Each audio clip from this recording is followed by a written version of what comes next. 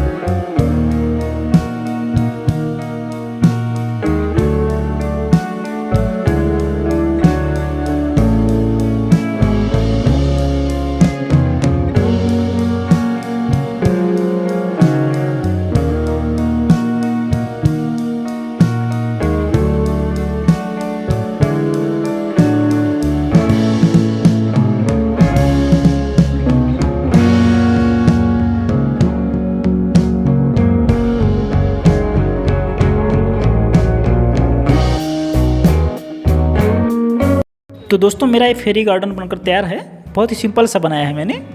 ये घर भी मैंने घर पर पड़े हुए कार्डबोर्ड से बनाया है।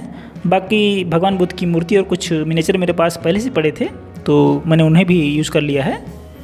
और एक जेट प्लांट और कुछ टर्टल वाइन लगा दिया है मैंने, क्योंकि ये बहुत ही आसानी से लग जाता है कहीं भी।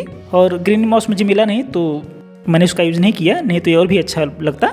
तो इस तरह आप अपने टूटे हुए गमलों से कुछ क्रिएटिव सा, कुछ अलग सा, कुछ सुंदर सा बना सकते हैं, जिससे वह कबाड़ नहीं रह जाएगा और उसका इस्तेमाल भी हो जाएगा और आपके गार्डन की खूबसूरती भी बढ़ जाएगी। तो मुझे कमेंट करके बताइएगा कि आपको यह मेरा सिंपल सा फेरी गार्डन कैसा लगा। मैं मिलता हूँ आपसे नेक्स्ट वीडियो में, तब तक के लिए नमस्कार, जय हिंद।